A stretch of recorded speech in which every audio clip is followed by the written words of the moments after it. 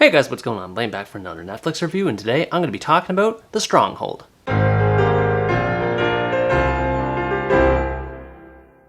The Stronghold is a French crime thriller that's partially based on a true story, in which a trio of cops working at the same district office in the city of Marseille are frustrated at the number of petty criminals that they have to arrest when they know that they could be arresting more dangerous criminals on the streets. After repeatedly failing to arrest thugs in one of the most dangerous projects in the whole city, the trio get a tip from an informant about a huge drug operation that's taking place in a building in that same neighborhood. So with the approval of their police commissioner, the three commence an operation that would end up becoming one of the biggest drug busts in the history of the city. The story doesn't end there though. Not only does the movie explore the operation itself, but it also explores the fallout of it afterward, as the three cops are eventually arrested by officials from internal affairs for supposedly dealing and using drugs before, during, and after the operation took place. So there's a lot of moving parts going on with this movie's story, mostly by the fact that it is at least partially based on a true story. However, even taking that into consideration, I still found it to be a pretty bog standard average crime thriller with really basic characters. Gregory Serva is the main protagonist of the group, and honestly there's not a whole lot I can say about him. He mostly just exists to help move the story along. He's not really a bad character per se, and his actor does do a good job in the role, especially in the last half of the story, but aside from that, there's just nothing notable about him. The second cop, Antoine, is a bit better by comparison, but he still lacks depth. He's the one that has a relationship with the informant Amel right from the get-go, and the two go back and forth between each other exchanging information and payments for that information. And they do have fun interactions together, but again, aside from things relating to the main story at hand, there's nothing special about him. The third cop, Yas, is easily the most developed out of the three, and I was kind of surprised by this at first. I wasn't really a fan of him at the beginning because initially he was portrayed as kind of boorish and hot-headed, but over the course of the story we start to see more of his family life evolve, and he starts to mellow out more, especially once his son is born, and you start to feel bad about the danger he's putting himself in for his family, but in the end he still does his job for the sake of making his community a safer place for his family to live in. It's unfortunate that the main characters of the story have little to speak of in the way of traits and personality. They're rarely seen apart from each other, and whenever they are by themselves, they're never doing anything important. They're mostly just laying around, either having a drink or smoking a cigarette,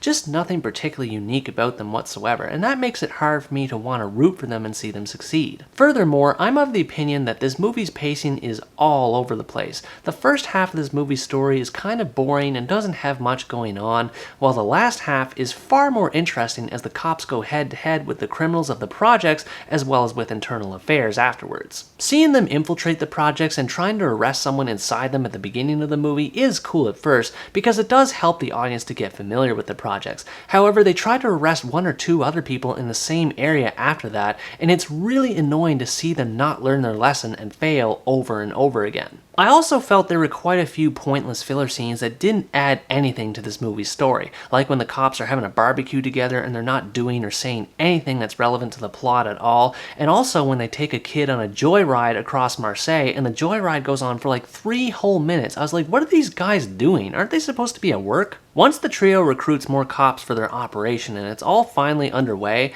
that's when the movie really starts to get good. The moments leading to the operation itself are suspenseful, and it becomes even more so as the cops go face to face with the citizens of the projects as they have to carry out the bust as quick as they can while dealing with escalating violence. The last part of the movie involving the investigation with internal affairs is also good. This is the only time in the movie where I felt like every single main character had some degree of characterization behind them. Serva's mental health slowly but surely deteriorates while he's in solitary confinement, Antoine feels guilty at the idea of having to turn in his informant, and Yas remains optimistic for the future of his family in spite of his circumstances. Based on the overall quality of the latter half in this movie, you can tell that the filmmakers were trying their best to get some thematic messages across, but in my view, the way that the movie approaches these messages is rushed and incomplete. I definitely think that there's something to be said about rising crime epidemics, especially when they get bad enough to a point that criminals will just take over entire parts of cities and police officers won't want anything to do with those parts of the cities anymore.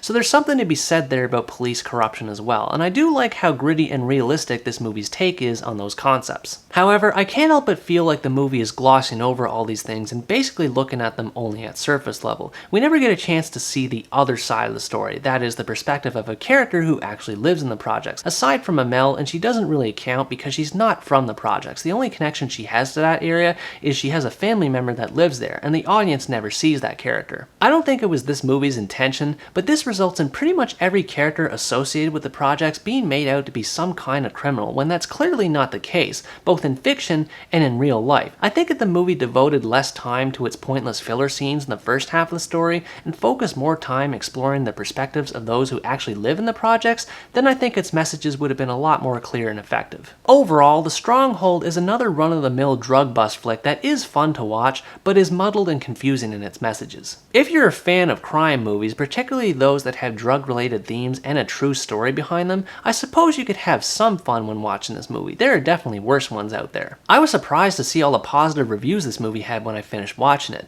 I do think it's fun in parts and is fine overall for what it is, but its flat characters and confusing messages kept me from enjoying it more than I could have. Anyways guys, that's going to wrap up my review of The Stronghold. Thanks for watching this video, I hope you enjoyed it, and as always stay tuned for the next part, where next time I review the American thriller Intrusion. Bye bye!